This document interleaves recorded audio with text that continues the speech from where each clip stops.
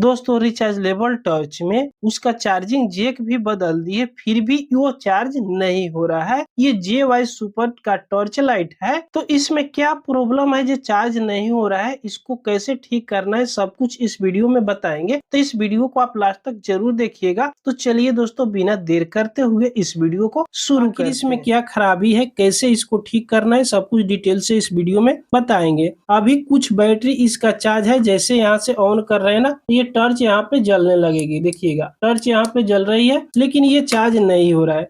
यहाँ पे चार्ज में लगाने पे कोई भी रिस्पांस नहीं मिल रहा है। यहाँ पे ध्यान से देखिएगा, जैसे इसको चार्ज में लगा रहा है ना, तो इसमें का रेड कलर की इंडिकेटर जो जलती है ना, वो भी नहीं जल रहा है, ना ये चार्ज हो रहा है। अभी इसको चार्ज में जलाकर दिखाएंगे ना, तो उतना ही लाइट देगा जितना लाइट ये दे रहा है। आपके सामने यहाँ पे हम चार्ज में से निकाल कर दिखा दे रहे हैं। अभी लाइट जल रहा है, निकाल देंगे ना तो फिर भी उतना ही ये जलता रहेगा। इसको चार्ज में से निकाल दिए तो देख सकते हो उतना ही जल रहा है। इसको चलिए बंद करते हैं और सबसे पहले इसको सप्लाई चेक करेंगे कि इसका सप्लाई कहाँ तक पहुंच रहा है, बैटरी के पास सप्लाई पहुंच रहा है कि नहीं।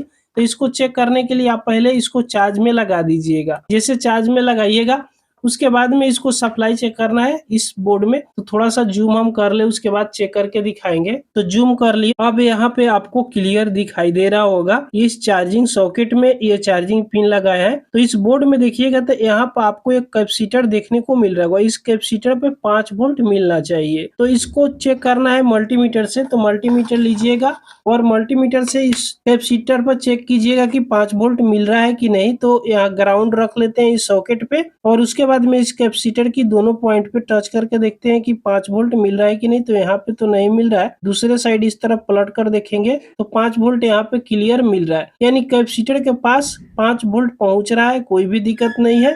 लेकिन ये चार्ज नहीं हो रहा है, ना इसमें का ये वाला इंडिकेटर जल रहा है, ना ये चार्ज हो रहा है। तो अब आपको क्या करना है कि यहाँ पे चेक करना है आईसी के पास में। तो इसको ग्राउंड वाला पिन को यहीं पे रहने दीजिएगा। चलिए मल्टीमीटर आपके सामने रख दे रहे हैं, ग्राउंड वाला पॉइंट को यहाँ पिन पे ही रखेंगे और आईसी में देखिएगा ध्यान से। तो यहाँ पे आपको देखने को मिल रहा है इस आईसी में 5 लेग है। एक तरफ 3 लेग मिलेगा और दूसरी तरफ 2 लेग है। तो ये पहले वाला लेग पे 5 वोल्ट मिलना चाहिए। तो यहाँ पे चेक करेंगे तो यहाँ पे भी 5 वोल्ट मिल रहा है। इसके जस्ट सामने वाला पिन पे यहाँ पे सप्लाई आउटपुट होता है। तो यहाँ पे मिलना चाहिए सप्लाई कम से कम 3 वोल्ट से ऊपर। तो यहाँ पे कितना मिल रहा है, 2 वोल्ट के करीब यहाँ पे सप्लाई मिल रहा है। क्लियर आप देख पाओगे। चलिए थोड़ा सा टच करके हम दिखा रहे हैं। देखिएगा यहाँ पे सप्लाई मिल रहा है, सही से टच नहीं हो रहा है। अब यहाँ पे देख पाओगे 2.48 वोल्ट मिल रहा है, यानी प्रॉपर सप्लाई नहीं मिल रहा है। जो बैटरी चार्ज है ना, उतना ही सप्लाई मिल रहा है। अब आपको क्या करना है, इसमें का बैटरी का कनेक्शन छोड़ा देना है। ये जो बैटरी का कनेक्शन है इसको निकाल दीजिएगा। उसके बाद में अब सप्लाई आपको चेक करना है कि आउटपुट में सप्लाई मिल रहा है कि नहीं। तो इस आईसी के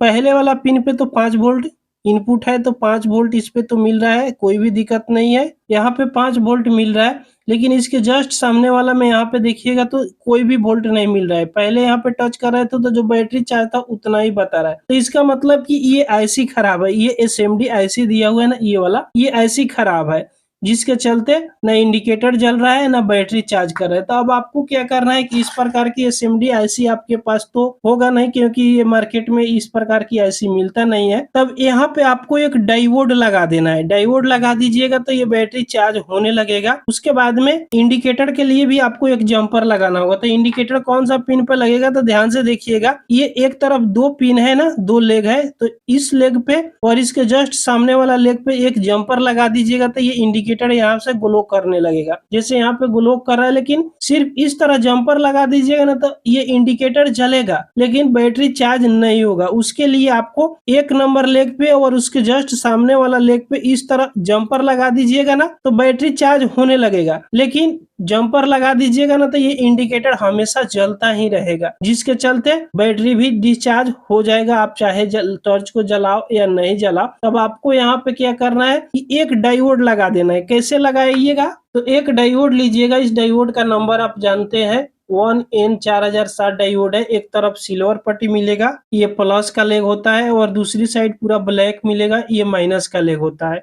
तो इस डायोड को लगाना है जिस साइड सिल्वर पट्टी है ना, इसको आउटपुट साइड में लगाना है, जिस साइड बैटरी है उस साइड की ओर से सिल्वर पट्टी वाला लेग, और जिस साइड ये चार्जिंग पिन है यहाँ पे 5 वोल्ट सप्लाई आउटपुट है उस पे इस तरह सोल्डिंग करना है। तो यहाँ पे तो जगह बहुत कम है, तो इसके पीछे साइड में यहाँ पे डायोड लगाएंगे और डायोड लगाकर एक तार यहाँ से जोड़कर इस आईसी के पास लाएंगे। तो यहाँ पे तो जगह कम है, तो चलिए पहले यहाँ से इस पिन को निकाल देते हैं, उसके बाद में ये आईसी को भी निकाल देते हैं, क्योंकि ये आईसी खराब है, इसका कोई काम है नहीं।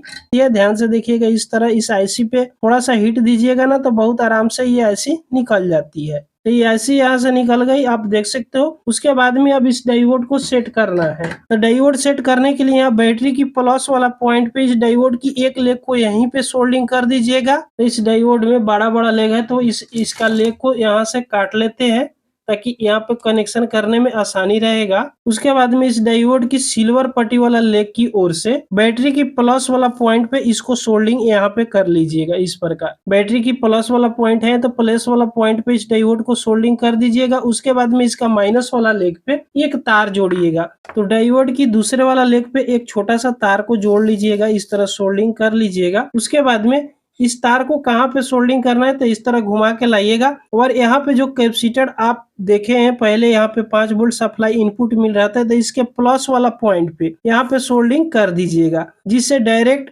वहां पे डायोड से होते हुए बैटरी चार्ज ही हो जाए। तो इस प्रकार यहाँ पे सोल्डिंग कर लीजिएगा। उसके बाद में अभी भी इसको चार्ज में लगाइएगा तो बैटरी अब चार्ज हो जाएगा, लेकिन इंडिकेटर अभी भी नहीं जलेगा। तो उसके लिए आपको क्या करना है, यहाँ पे एक जम्पर लगाना है। देखिएगा, इस आईसी की दूसरे वाला लेग यहाँ पे सोल्डिंग था, उसके जस्ट सामने वाला इस लेग पे और यहाँ पे दोनों पे एक जम्पर लगा देना है, या चाहे तो इसको शॉर्ट कर दीजिएगा इस तरह सोल्डिंग आयरन से। तो चलिए यहाँ पे शॉर्ट कर देते हैं या एक जम्पर लगा देते हैं। जहाँ पे आईसी लगा हुआ था उसके दूसरे वाला लेग की जगह पर जम्पर लगाकर उसके जस्ट सामने वाला पे यहाँ पे शॉर्ट कर दिए। अब जिससे क्या होगा कि जब चार्ज में लगाएंगे इंडिकेटर शो करेगा और बैटरी चार्ज होने लगेगा। तो चलिए इसको यहाँ पे चार्ज में जैसे लगा रहे हैं, तो अभी देखिएगा चार्ज में लगा रहे हैं तो यहाँ पे इंडिकेटर शो करने लग रहा है, और बैटरी का तार अभी यहाँ पे छोड़ाए हुए। अब डायरेक्ट चार्जर से इसको ऑन करके देखते हैं। तो जैसे ऑन किए चार्जर से, तो अभी देख सकते हो यहाँ पे 100% ये टर्च यहाँ पे जलने लग रहा है। अब इसमें बैटरी का कनेक्शन यहाँ पे कर देंगे तो बैटरी भी चार्ज होने लगे। जैसे यहाँ पे चार्ज में लगाएंगे ना, थोड़ा सा लाइट ये डिम हो गया। अब यहाँ पे आप क्लियर देख पाओगे, अब चार्ज ये हो रहा है। जैसे आप टर्च को जगाएंगे तो फुल लाइट में यहाँ पे रोशनी अब ये दे रहा है। इस तरह इस रिचार्जेबल टर्च लाइट का अगर आईसी खराब हो जाए तो एक डायोड के सहारे यहाँ पे सोल्डिंग करके जम्पर लगा सकते हो, फिर से ये काम करने लगेगा। तो दोस्तों, ये वीडियो आपको पसंद आई हो तो लाइक जरूर कर दीजिएगा। चैनल पर पहली बार आए हो तो सब्सक्राइब जरूर कर लीजिएगा। पूरा वीडियो देखने के लिए आपको बहुत बहुत धन्यवाद।